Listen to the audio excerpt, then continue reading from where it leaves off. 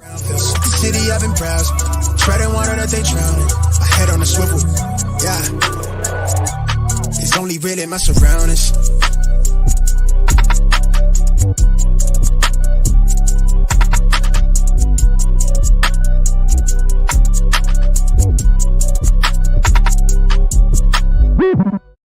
Hello and welcome to episode 71 of the Smash Accept podcast. I'm your host, Michael Royer. You can find me on Twitter at Dynasty_DadFF. This is our second podcast today. You know, if you guys didn't listen to it, we had Derek Brown talking about, coming on talking about the Senior Bowl, talking about rookies, really trying to tie it all in. Tonight, Ian, Mung, and myself are going to try to tie in some of those rookies, talk about wide receiver values, who's up, who are we buying. You know, we have a lot of threads out there, a lot of polls, a lot of stuff to really just tie it in there and give you guys, some of these savvy moves that you guys can make in the offseason when it comes to wide receivers, which is, a lot of times what we build our teams around, especially those good teams we've talked about during the season. When you have the right wide receiver core, you fill in those running backs and those teams get real sexy real quick. Speaking of sexy, we're going over to Minnesota. Ian, how you doing today? Doing okay, Dad. How you doing?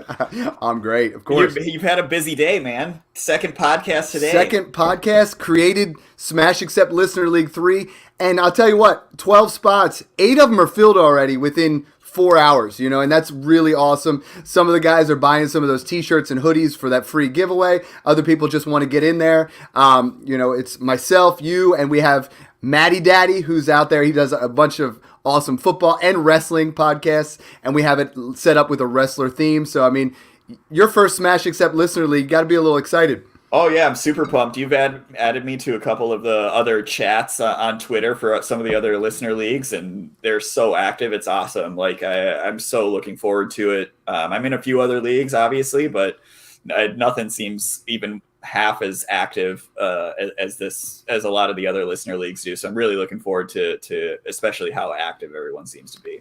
Yeah, and we're ironing out the Patreon. I know we tried to kick it off last year, but we are going to be kicking that off in March. And these group chats, you've been in there for 2 weeks now. There are hundreds of messages a day. And it's not just in the beginning, it was Mung, myself, John kind of answering questions. And what's really cool and what's evolved out of it is people are answering questions for everybody else. They're like getting that advice in there. And I'll even throw it in sometimes. Hey, what are you doing with this guy? What are you doing with that guy? And Smash Accept Listener League 1 is so incredibly active. I can't believe it, but Jamar Chase has been traded 3 times in the last 24 hours. Last year, we had over 100 trades in that league. It's crazy. Listener League 2 is fun. I can't wait to start 3, and it's awesome. Mung, you can attest to that, and what's going on with you?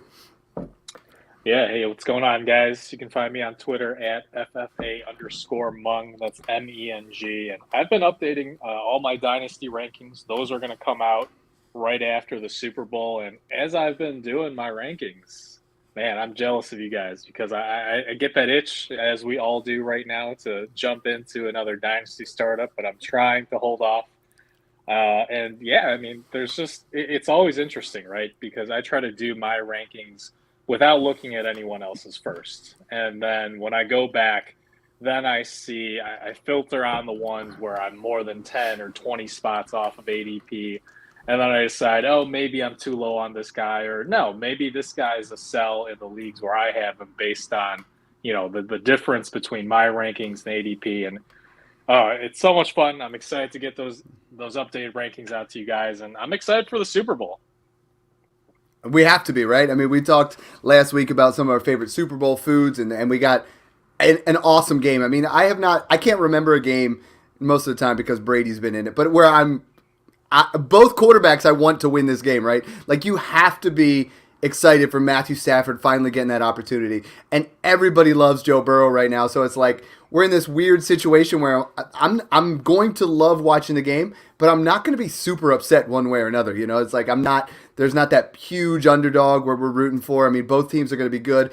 Myself personally, I'm feeling a Bengals win because I'm excited. I think the Joe Burrow phenomenon is real. I want to see what happens here. I think he does come away with the win and the MVP here. Game definitely in the 20s, a little bit of a shootout, have some fun. I'm looking forward to the nostalgia of the rap group. You got Eminem, you got Dr. Dre, you got Snoop. Like that's my high school to college days. You know what I mean? Like I know it's like kind of boomer alert. Now you're going to see Like when I'm in the car with my kids, every now and then, like Nothing But a G thing will come on, or like a song like that, and I can rap the whole thing, and they'll look at me like, "Yo, what just happened to Dad? Like Dad just went off into a different world. Like Dad can rap."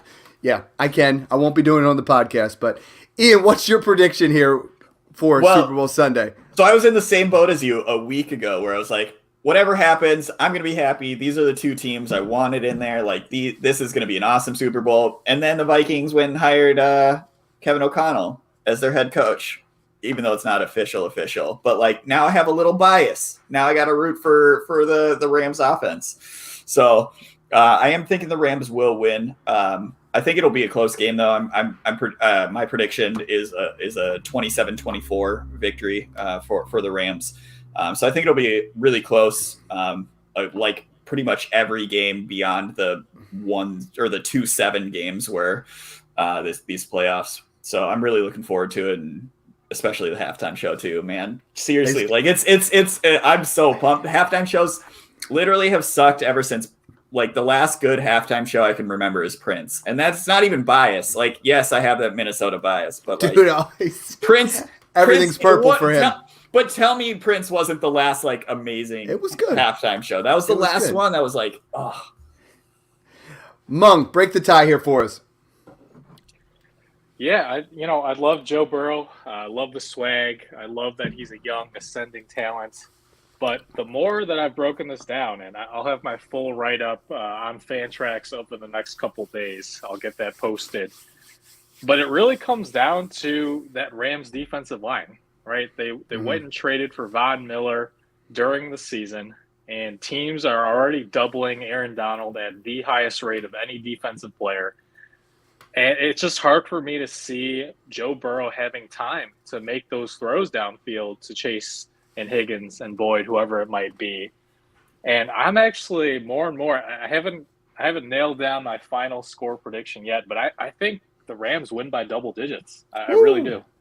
Yeah, no, I'm leaning in with my heart with Joe Burrow. We've watched him as a kid when his parents leave him home alone to the point where now he is an NFL quarterback. So, no, if you guys haven't seen those memes, he looks just like it.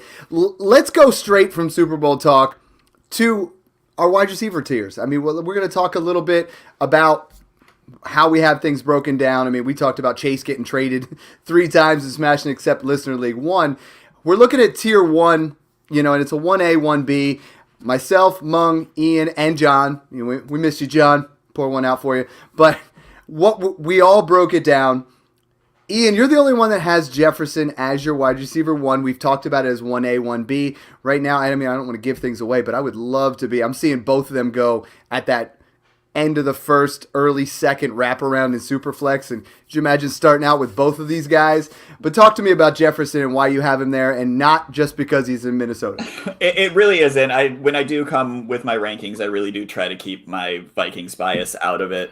I really try. It's not the easiest thing. I was hoping to see Jefferson 1, Thielen 2, Osborne 3. I mean, that's probably what it would be if I put my bias into it. But with Jefferson, I think it's more that he's done it twice. Like he's proven that even in that second year, when the defensive backs are focusing on him, he can still get that top 12 season in there. And when you look at it, Jefferson still had a higher points per game average than Chase did this season. Granted, yes, Chase, it was his rookie year. And if you look at Chase's rookie year versus Jefferson's rookie year, Chase's year was better, even if you discount the fact that there was an extra game, it was better.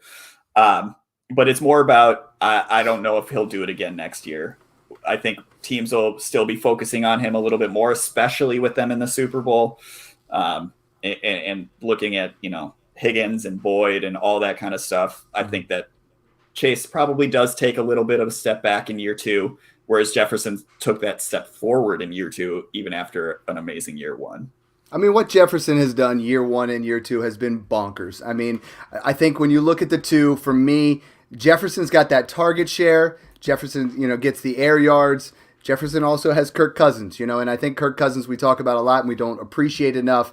But when you look at Joe Burrow versus Kirk Cousins, and being able to do that, I think Jamar Chase, I was mocked on here, and Mung, you were supporting me, but I remember we had Izzy on, and we were like, I said, as soon as he's drafted, Jamar Chase is a top 10 dynasty wide receiver, and they're like, no, we can't put him anywhere above 18. And I'm like, this guy is something special, 21 years old, and just phenomenal talent. The craziest thing that both these guys, both LSU wide receivers, I've always said Chase was better than Jefferson when he was there in college together, and it's like from a pure talent standpoint, I think he's a slight edge, but they're both phenomenal wide receivers. They do it in a slightly different way. For me, Chase is tied to Burrow for several years here, so is Higgins, but I also have Higgins in my top 12, so I think both these guys are going to eat in a ascending offense. I really want to see Joe Burrow win this Super Bowl, get that confidence going and really turn it in, move it forward to being a guy that we are what we want him to be. Mung, I mean, you have Chase as well. You and I, honestly, I all my group chats for Smash Accept and everything else, people are like, oh man, I can't believe I sold Jamar Chase on the low. I can't believe I believed in the drops. And I was like, you weren't listening to Mung and I. Like, Mung and I were like, let it go. Like, this guy is an absolute stud. Yeah, I believe I had Chase at wide receiver 2 or 3 in Dynasty before he even played a single snap. Everything about the metrics, the breakout age, the dominator rating, everything that we talk about when we discuss rookie wide receiver prospects. I mean, he was like 99th percentile in everything. Yeah. He was literally the best wide receiver prospect we've seen in 2 decades. And that was why I was confident in him. But, after this kind of rookie season, I have him as a 1A to Jefferson's 1B. I have no strong, I'm not going to yell at anyone for having Jefferson over Chase, right? Jefferson's an elite talent in his own right. For me, it's just like you said, the slight risk. We don't know what exactly is happening with the transition to a new coaching staff. They may or may not move on from Kirk Cousins in a year or two. And it's just that slight edge of risk that puts Chase ahead for me. But again, both in that top tier for sure. Safest wide receivers in football, highest upside. I mean, we have not had this kind of 1-2 for a while, right? I mean, we had all the Hopkins and Adams and guys are starting to age, but we haven't had guys this close, 21 and a 23-year-old, 1 and 2 leading the whole thing. I have, and good luck with this, but I had that top tier, both Jefferson and Chase, in a super flex worth 3 firsts. I think anybody for 4 firsts is insane, unless you're talking Mahomes or Josh Allen. But I mean, 3 firsts is kind of the value of that top tier. And when we ranked them consensus wise, they were the guys that it was nowhere even close. We all had that. I move into tier 2. And tier 2, I have guys that are worth 2 firsts. We disagree a little bit on where they're at. But that tier in particular is we have Cooper Kupp, A.J. Brown, Tyreek Hill, and I have CeeDee Lamb in there, but we're going to break this down a little bit. From our consensus, the consensus has it as Tyreek Hill is the wide receiver 3, A.J. Brown the wide receiver 4, Cooper Kupp the wide receiver 5. And that's where we have things for tier 2. So I want to have CeeDee Lamb in that. The rest of you guys do not, and I'm okay with that.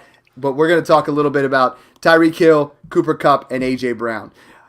If A.J. Brown stayed healthy, you guys know I was on that A.J. Brown wide receiver 1. He's 24 years old.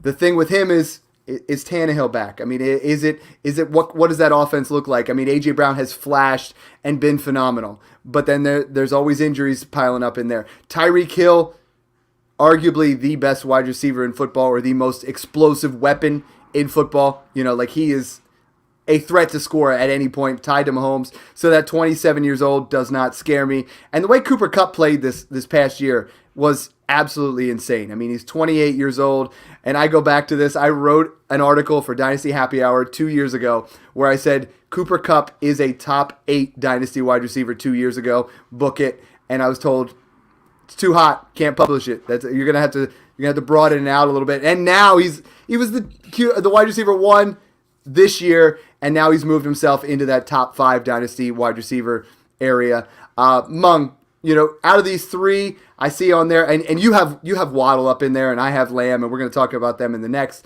But I see that you have it Brown, and then Kupp, and then Hill at this point. Is that correct? Yeah, and again, these guys are all razor thin, right? They're all pretty close. Brown, he is the youngest. He has had some injury-riddled seasons, but none of them are those lingering soft tissue injuries. Right. It's been a bunch of random stuff, kind of like Keenan Allen in the first part of his career. Cooper Kupp, I have him slightly ahead of Hill just because of consistency, right? There's really very little consistency week to week for most fantasy players, and especially for wide receivers. But Kupp is one of those rare ones where he has both an insanely high floor, where he pretty much will get at least 5 catches for 50 yards. So, double-digit PPR points every single week with Stafford under center. And then we've seen that 40-point kind of ceiling with him as well. And the only reason I have Hill slightly behind him is because we have seen teams starting to take away those huge plays for the Chiefs. But at the same time, that target share is so concentrated between Hill and Kelsey that I'm not too worried about him. And Ian, I mean, I have Kupp at wide receiver 7. You have Kupp at wide receiver 8. And we're the two outliers on this.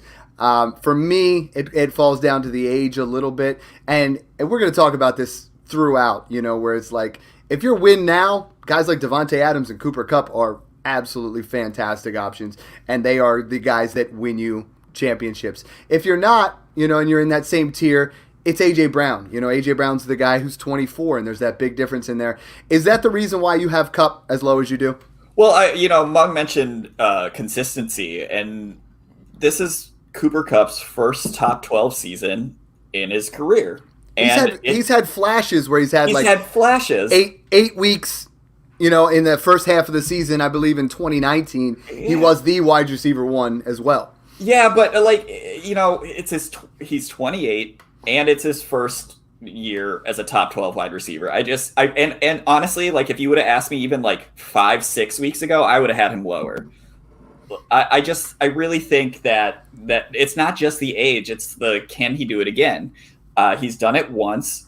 Great. I feel like a broken record with just talking about Jefferson doing this. But he's how many years is this? 7th season, 6th season? Mm-hmm. So because he came in a little bit older. Yeah. So I think it's a 6th season, and it's his first top 12 year. So I struggled even putting him at 8, to be honest. I love the guy, and I totally, if your win now, makes 100% even for next year, maybe even the year after that.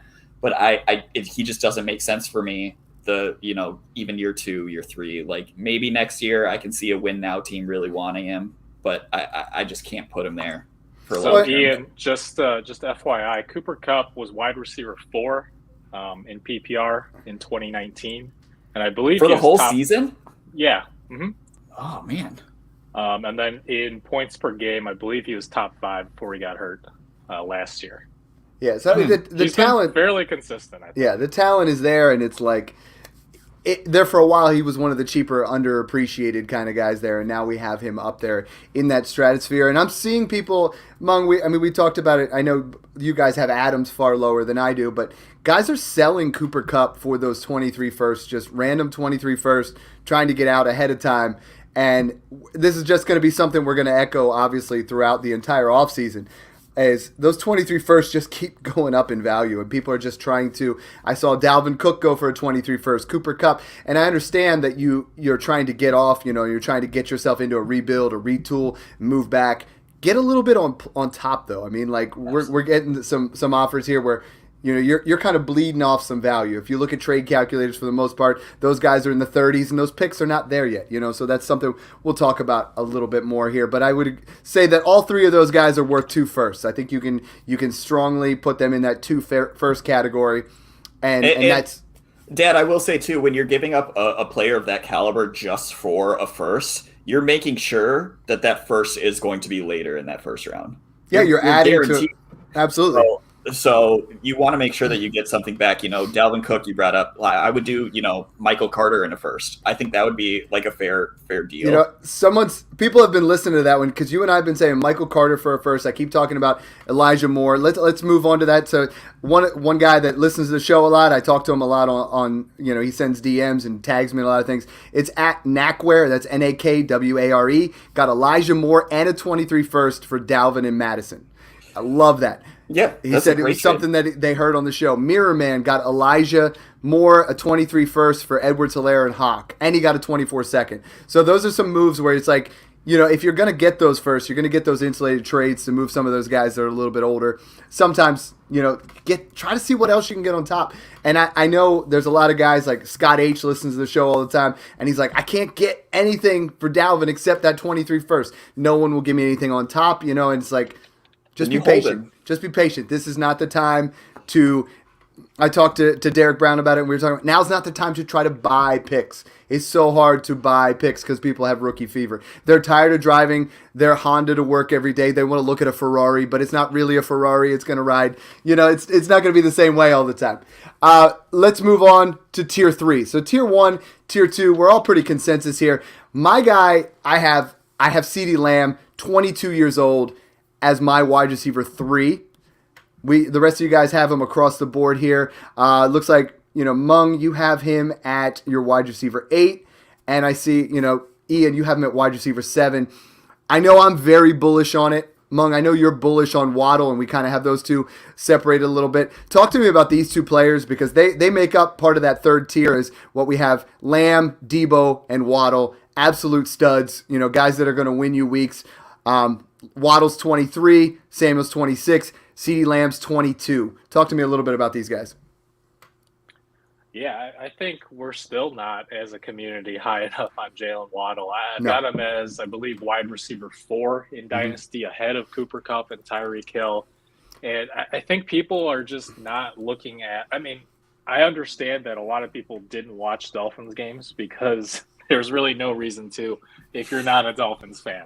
But watching some of those games, Waddle is just electric. And when you look at the stats as well, when you look at the splits between him with Jacoby Brissett for 6 games versus the rest of the games with Tua, Waddle's a top 5 wide receiver in PPR when Tua was the starter this past season.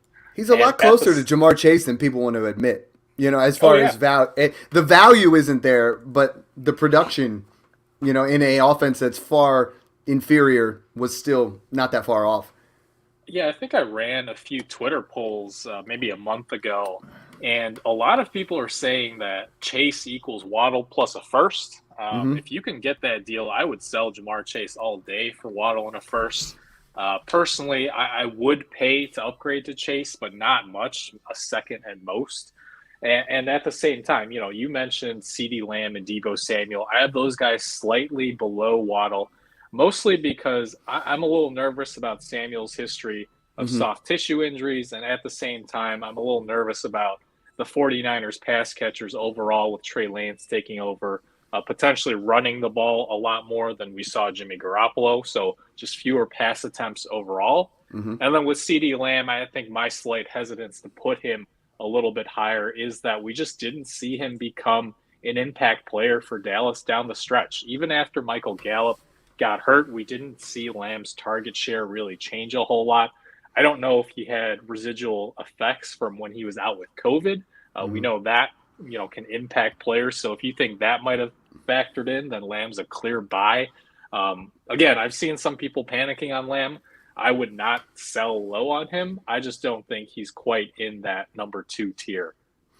Mung, I'm gonna talk to you about a trade I just made because I was like sitting there and you and John and I talk about trying to make an offer once a week or try to make a move and do some things. And I just threw this out there because I didn't think it was possible, but I threw out, and this is going to tug at your heartstring because it's all your guys. But I got Jalen Waddle and OBJ, who I'm really starting to come around on Beckham because I feel like he has looked fantastic with the Rams. If he comes back there, I think he's a wide receiver 2 next year for Kittle in tight end premium.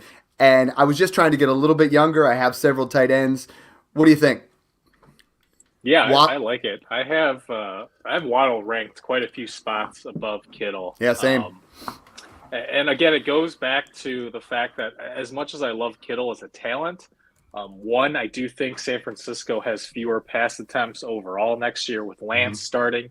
And 2, they do love him as a blocker for the run game. And he just doesn't get the fantasy stats that we would like to see him despite, the on-field talent. Yeah. Ian, you have Lamb somewhere in that same vicinity. You have him as your wide receiver 7. I mean, the thing with me is he's 22 years old, and we've seen flashes, and we've seen it. It's on the cusp, and I feel like a year 3 breakout for CeeDee Lamb, and we're going to be talking about him a lot more value, and you guys are going to have him closer to that tier 2 than he is in tier 3 right now. Well, and you know, you and I have talked about it a few times. I got a few deals done with CeeDee Lamb right when they got eliminated from the playoffs, because it did scare me. I'll be honest with you. The fact that in the playoff game, in the biggest game of arguably CeeDee Lamb's career, he had 1 catch for, I think it was 4 yards, and Cedric Wilson had a higher target share. Yeah.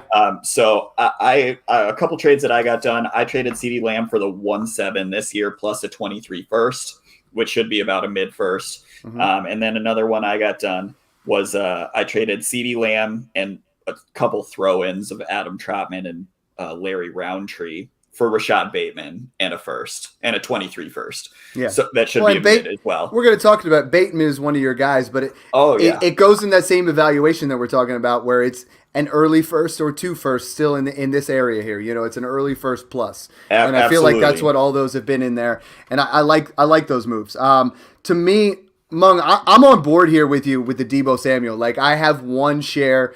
You guys, talked me into, I have him as my wide receiver 8. You guys have them, wide receiver 7, wide receiver 6. Ian, you have him as high as wide receiver 5. All splitting hairs. They're very close. But he's one of my bigger sells coming into this season because of those soft tissue injuries. And this year he's been healthy. He's a fantastic story. Everybody loves Deebo again. But I want to take a look at that next tier, right? We talked about 3. Tier 4, these are the guys where I think you trade Deebo for one of these guys plus. And we're looking at Higgins, DK Metcalf, those kind of guys to get. And also in that tier 4, breaks my heart because you put Devontae Adams at wide receiver 17, broke my heart, but you moved him all the way down to tier 4 and Diggs. I think now is the time where we start to make some moves where we trade Deebo for Elijah Moore plus. We trade him for one of these guys plus. And if you love him, you ride or die with him, that's perfectly fine. But in my evaluation, I'm with you, Mung, is I'm a little scared, a little skeptical on this season. That wide back, is that what they're calling his position now? It's awesome, but man, those injuries really did pile up. But he did play the whole season, and you have to look at that, I think, as well. So he didn't have any of those injuries really this season, which I think helps with that issue. I do also think it's funny that we're talking about, comparing Deebo and Waddle, because you're getting Mike McDaniel, the 49ers offensive coordinator, going to Miami, which is only going to help Jalen Waddle and Tua. I don't think it's going to hurt the 49ers value that much. He wasn't the play caller there. But I do think that it will help the Dolphins' offensive value there. And a few guys that we haven't mentioned that are in that same tier too, that I think, someone like DJ Moore gets slept on all the time. When he's on, he's on. I know that, we always worry about the ups and downs of DJ Moore, but get him a halfway decent quarterback that isn't Sam Darnold. And I think you're really talking about him being top 10 as well. And I think one of the guys that I was a lot higher on than you guys ranked was Michael Pittman. I think Michael Pittman's about to go off this next year. That's my big prediction. I have him as wide receiver 12. Yeah, I saw you were higher up on him than any of us by a good margin, and I think he definitely flashed in year 2. Carson Wentz obviously scares me a little bit. We get some information in there. But, I mean, Pittman's a guy where, as far as this has gone, he falls in that tier 6, which is like a late first. And if you can go buy him for that, you're saying you're doing that all day. What's the highest pick in this draft that you would give up to get Michael Pittman? 6 or 7. Okay. Then you could probably get him. I feel like you're going to be able to buy him, on the cheaper end there. But let's stick to this tier 4 here right now as far as, what we had there. T. Higgins, we all have right now. I have him as wide receiver 11. Mung, you have him as wide receiver 12. John has him as 11. And Ian, you have him as 13. So he's right there. And we talked about him flirting with wide receiver 1 numbers. We have 2 guys in the same wide receiver core, both being supported by Joe Burrow, and it's exciting. I mean, I think I get this question all the time. I have Chase, I have Higgins. Which one should I get rid of? And the answer is neither. It's like he's 23 years old, 21 years old. These guys are going to be some top end. I mean, we saw it several years where teams can support 2 wide receivers. This is the type of offense where I think they can do that. And it's definitely an exciting offense. DK Metcalf is one, Mung, where he has really fallen out of grace. You and I have him very close there. We have him 9 and 10. Last year, this time, we were talking about wide receiver 3, and this year was a mess for DK Metcalf, to say the least. I think his numbers overall are propped up from that monster last game of the season where he had 150 yards and 3 touchdowns, but he disappeared for about 8 weeks. I mean, literally, we were putting out an APB of where's DK Metcalf. I can't find him anywhere. You can say it's an Amber Alert because of that mouth guard. What do you think, Mung? Yeah, I guess I never had him in the top 3 or 4. I'm just looking back on my Excel tabs. Back in April of last year, I had him at 9. Okay. And, so he hasn't moved for you. He is who you thought he was. Right. I think he's a great talent, a physical specimen. And the biggest concern for me is I just don't know that he's that, target hog that we've seen other teams use. And the potential's there, right? Because we don't know what exactly is going on with the Seahawks organization this offseason. Do they move on from Russell Wilson? Do they move on from Pete Carroll? Do they keep both and try to make peace again? There's a big range of outcomes for Metcalf, but I trust in the talent, which is why he remains in the top 10. But he's not going to be in those top 2 elite tiers for me until we see him really get that kind of target volume or efficiency. Yeah, and I think Tyler Lockett has fallen off too, and is potentially not taking away that coverage from DK, and I think that's what helped him his rookie year really kind of go off, was Tyler Lockett was taking that coverage away from him. Yeah, Lockett definitely flashed, but I mean, yeah, he's 30 and some of those things happen. The other guys in that tier 4, Devontae Adams and Stephon Diggs. I am the highest on Devontae Adams, maybe because I have him on every single team, and I absolutely love the talent. Because the guy is, I mean, with Aaron Rodgers is phenomenal. And we know that might not be a thing. And we talked about the Cup Adams thing throughout the season.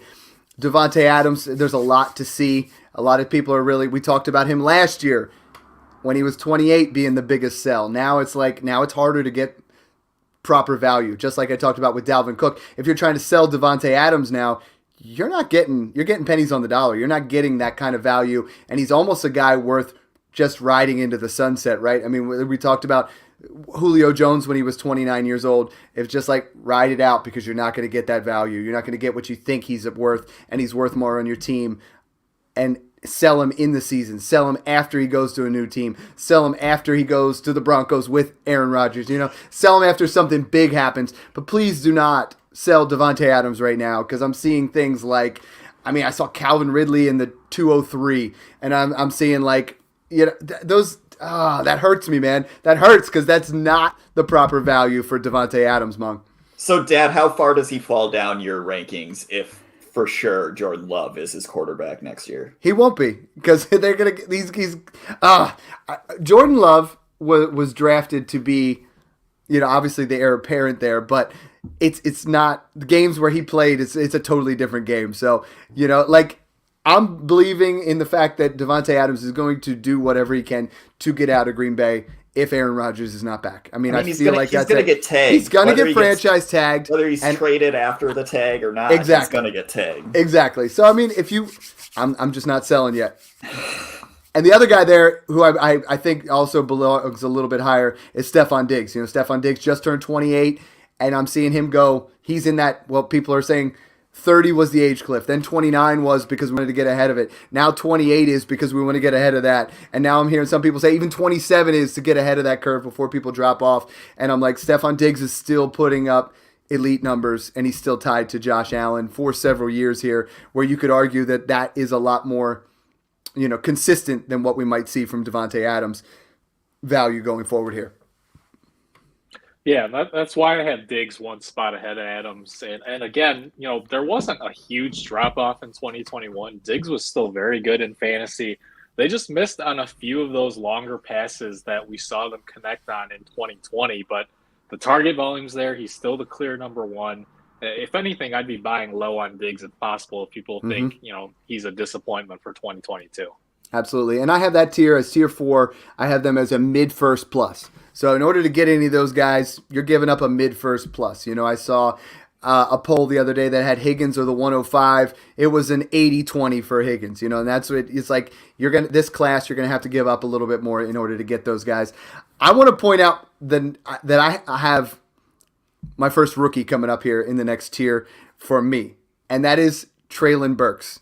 People are not high enough on this kid. He's 21 years old, 6'3", 225. In a one-quarterback league, he is my 101. In a super flex, I debated it. I still have Malik Willis ahead of him. But you're looking at Burks, who is at that size. There's only ever been 2 wide receivers who have ran at 225-plus pounds, ran a sub-4.40. It's Calvin Johnson and DK Metcalf. He is number 1 in college football in yards after the catch at that size. That's phenomenal. 8 out of the top 10 guys that were the yak leaders were guys that were sub 200 pounds because they could make those moves in the open field. We're talking an alpha type body being able to make those kind of moves in the open field, and I'm in love with this kid. I'm excited. I know I was saying it last year. I was trying to trade up and move myself into position to get Jamar Chase. This year, I'm moving up into my drafts to get Burks. So, Dad, I totally agree. Honestly, I didn't put my rookies in my rankings that I handed you, but Treylon Burks is actually my wide receiver 13. Okay, right away. He's going to be wide receiver 1 right away. He is my 101, even in Superflex.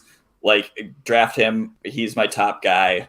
I'm all in on Burks. I listen to the pod we just did because Derek and I broke down Malik Willis and the upside of him. But I debated it with him, and we did discuss it a little bit because I was like, Treylon Burks is that good that I'm considering. I mean, think about that. Over the last 5 years, it's been a running back or in one quarterback, and it's been a quarterback in a super flex is that 101. So the fact that we're even debating it says 2 things to me: 1, the talent that he has, and 2, this rookie class is a little bit, it doesn't have those big home run hitters. I feel like he is the biggest one out of that class.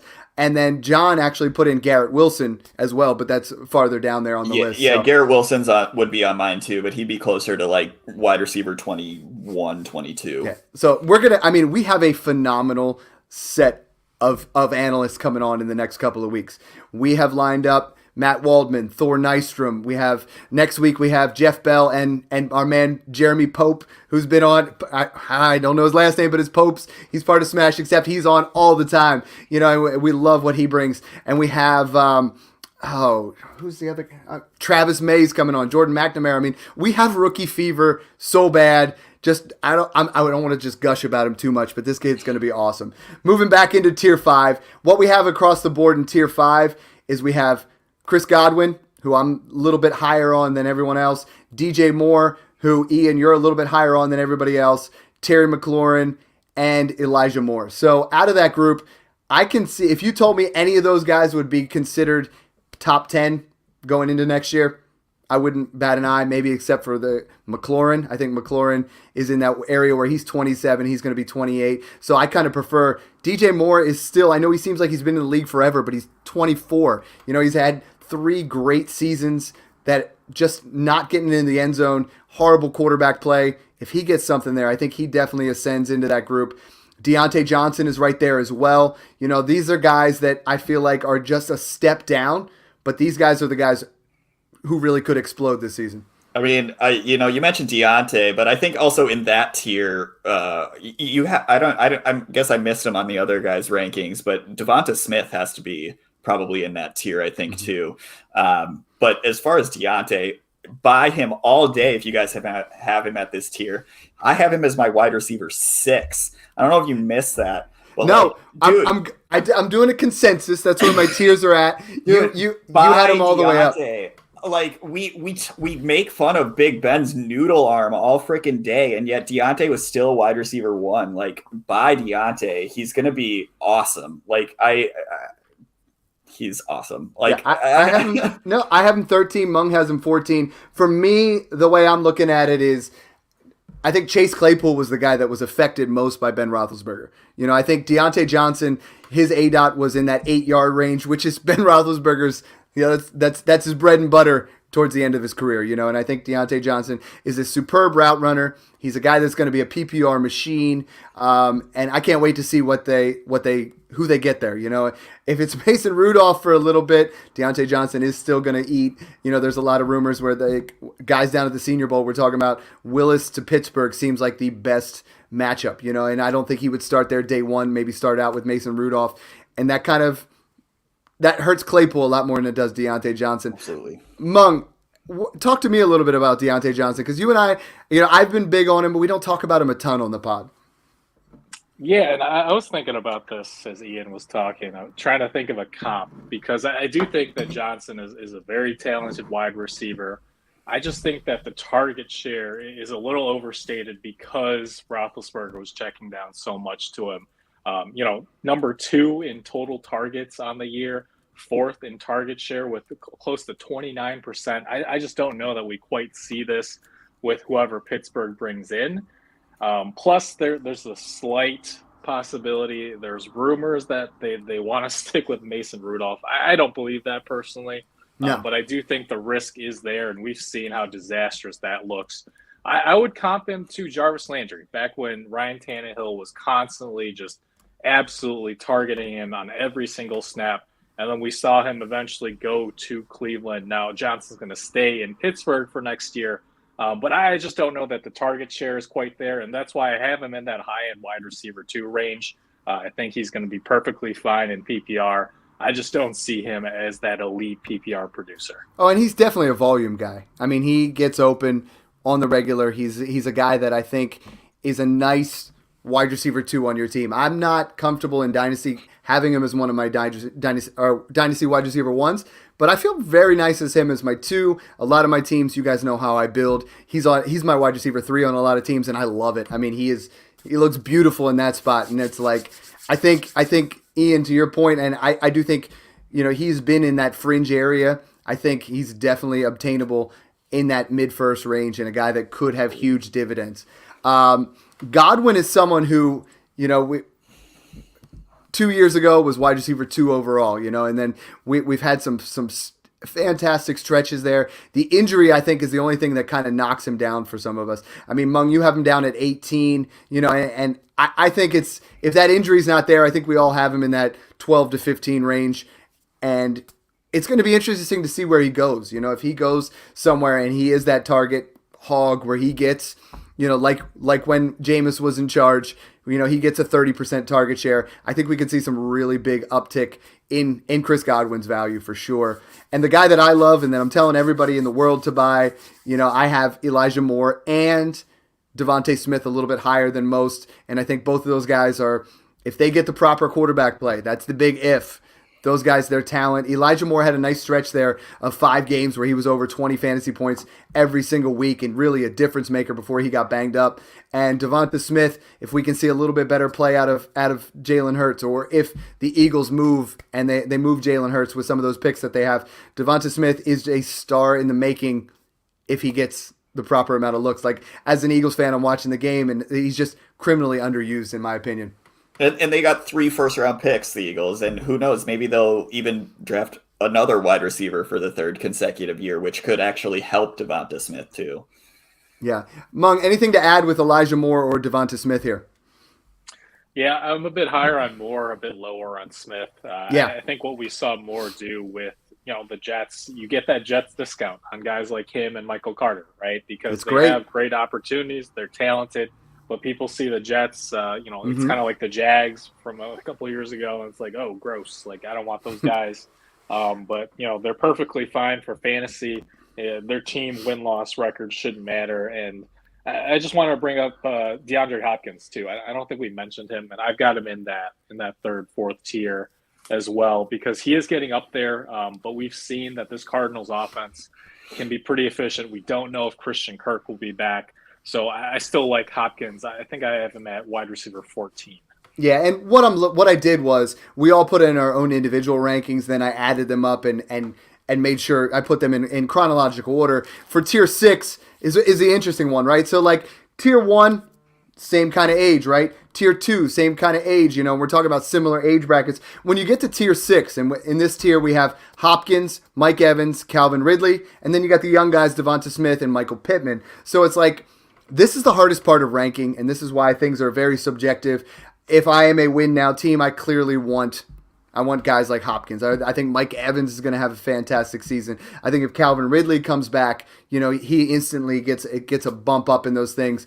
And Ridley's a guy that's going for dirt cheap. I mean, I don't know if you guys saw the thread I put out there, but I mean, we have guys like I saw some trades there where Thomas Tipple got Calvin Ridley for the 110 in a one quarterback league. Like in this class, that is a steal. I believe that he comes back. I believe that he, gets the mental health thing right. He jumps back onto the field. But it gets interesting when you're doing your rankings because this time of year, I mean, there's guys like Mooney. There's guys like Amon-Ra St. Brown. There's guys like Keenan Allen. It just depends where you're at here. There's Amari Cooper gets lost. Keenan Allen is somebody who is just like, if you're still win now, you can still get Keenan Allen for a late first. You could have got him for that last year, but he's the guy for Justin Herbert right now. I honestly wouldn't be surprised if you could get Keenan Allen for a top second right now. That's how low people are on him for some reason. And when on the opposite side of the coin, they're crazy high on Herbert. I don't get it. He's definitely Herbert's number one. And he should be in that conversation. I would absolutely give up the 110 for him.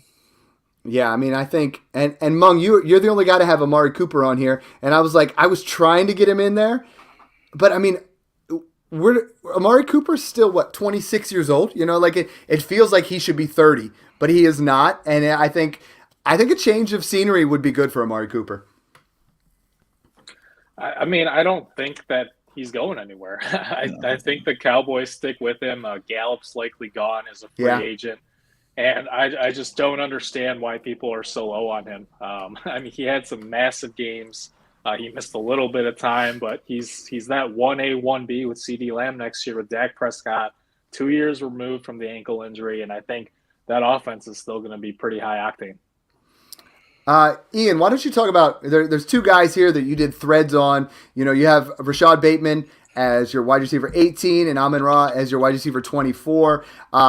You did a value thread on both of these guys. And why don't you tell us what you found from Twitter? Yeah, absolutely. So I did the Amon-Ra St. Brown one first, just because I thought it would be interesting right after his explosion at the end of the year to see how people were evaluating Amon-Ra St. Brown. And he came out to people were willing to give up the 110 to 112 for Amon-Ra, which I think is right around where I would have him as well. That's about what I would give up for Amon-Ra. I have him currently ranked as my wide receiver 24.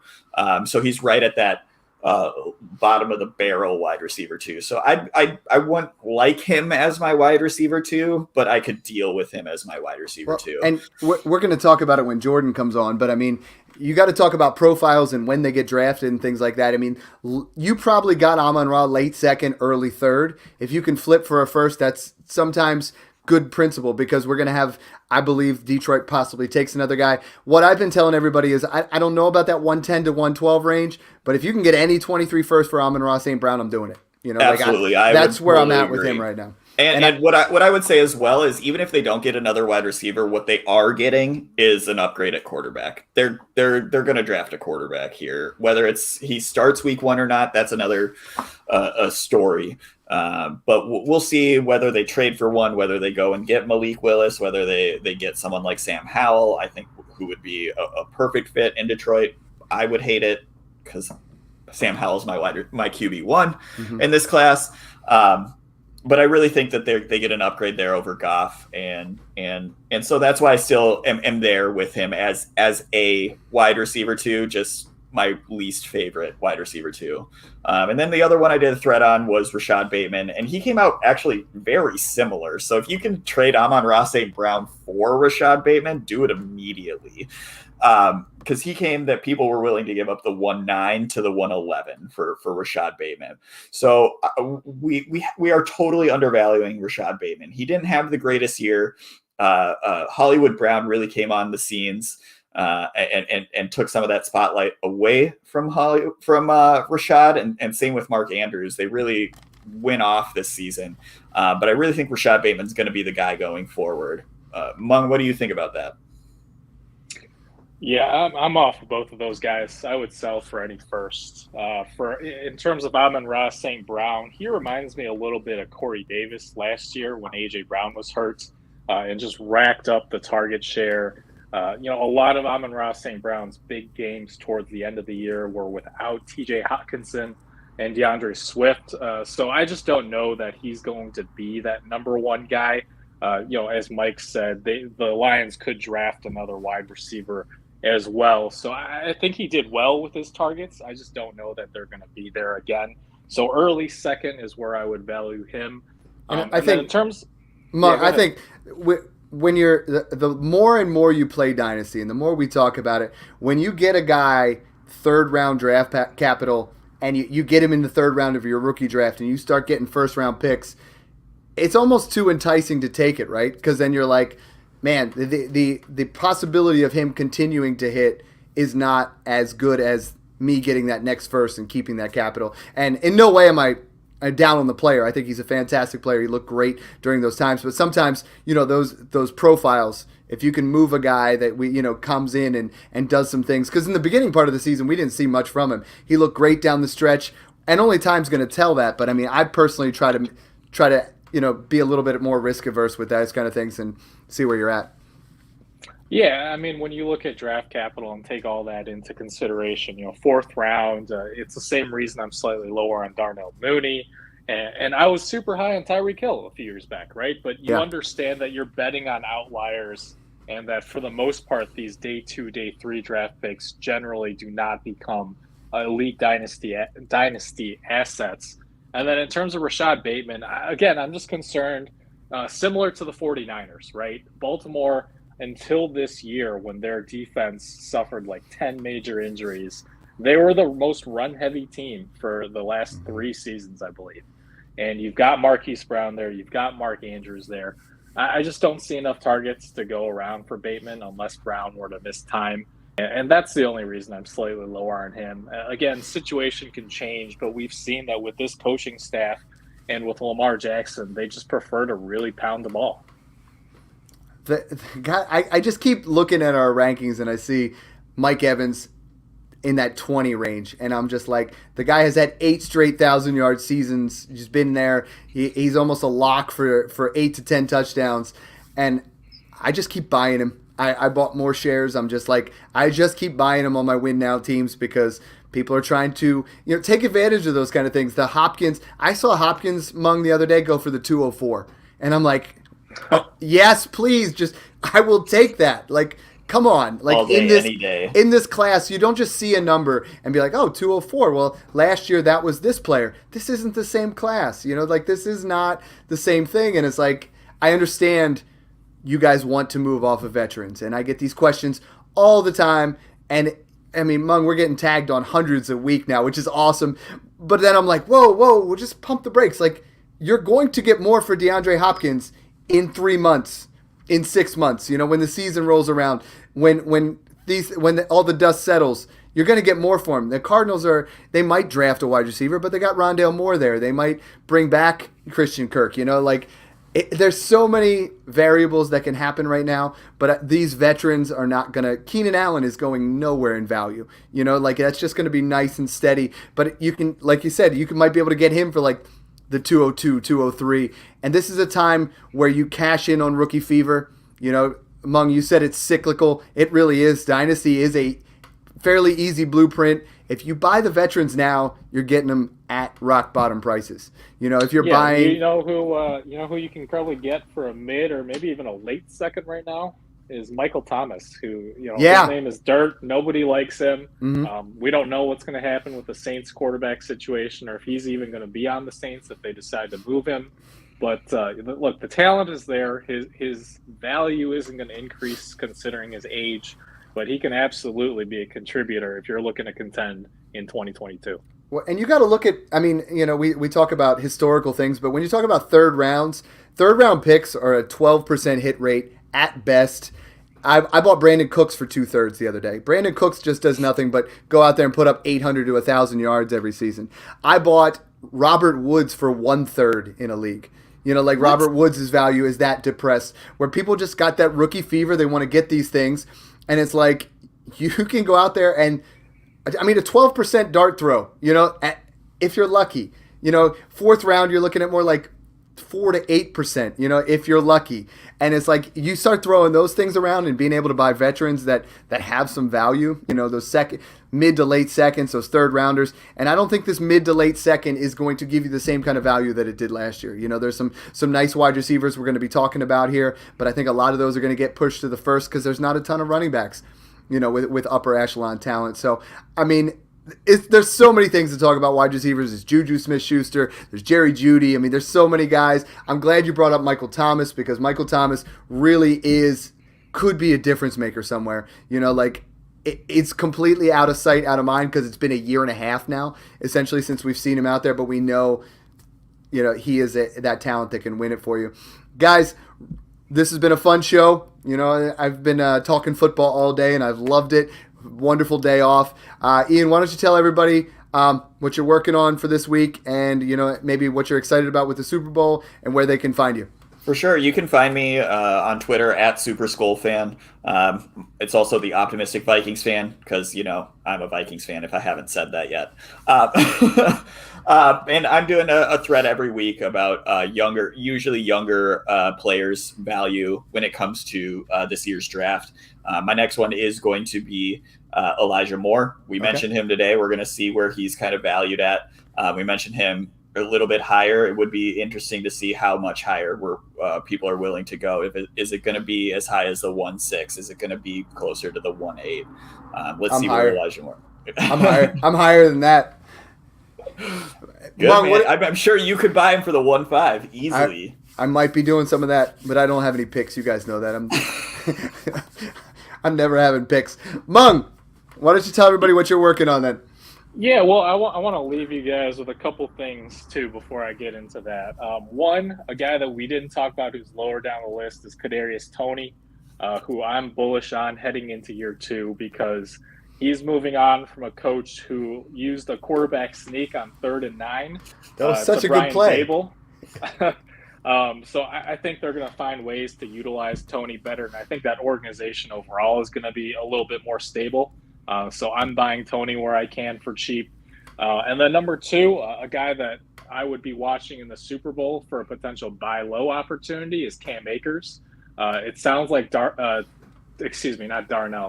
Henderson is going to be active. It might be a running back by committee because Akers is playing through a shoulder injury and, he's still coming back from the foot. And, people might think that no way he's going to be the workhorse if in the Super Bowl they go to a 3-headed committee. But if you can buy low on Akers, I know I've been low on him, but his value has fluctuated a lot. So that's something to watch for. And, like I said, go ahead. Akers is plus 900 to score the first touchdown of the Super Bowl. Just throwing that out there. I don't hate it. But, outside of that, like I said, I'm going to have my full Super Bowl preview article out over the next day or two, and then I'll have updated top 200 Dynasty rankings for you guys early next week. Love it. Mung, you are so much more disciplined than I am. I was out there, and I'm like, I got it. Everybody's like, yo, Dad, when you starting Smash Except 3? And I'm like, I get that message like twice a day, and I'm like, all right, let's just do it. Okay, let's do it. I've been messaging a bunch of analysts. I'm like, let's put together a league. Let's get something going. And it was like 8 to 10 guys, and I'm like, you know what? We're just gonna start Smash 3. We're gonna draft on President's Day. So if you guys want in on that, DM me while we're actually having the show. I got 2 more DMs, so maybe if I like you more. No, I'm just kidding. But we're trying to fill that one up with 12 guys. 14 teams was a bit of a crazy thing, Mung, and I don't know if I can play in another 14-teamer after those 2. But let's put it out there. You can be female too. Let's not just say the guys. Oh, did I say guys? Oh, that's my bad. That's my bad. That's not right. Yeah. Our demographic's a little interesting, but I'll show you the anchor stats. It's less than 1%. But you guys or girls, whoever wants to be in our league, like I put it out there for you guys in Listener League 1 and 2. Tell your wife, tell your friends, tell your kids, tell your side chick, hey, let's go to the Smash Accept Listener League. Your Dynasty mom. There's stepmom Lauren who we might try to get on the show. Thanks again for tuning in, guys, and enjoy the process.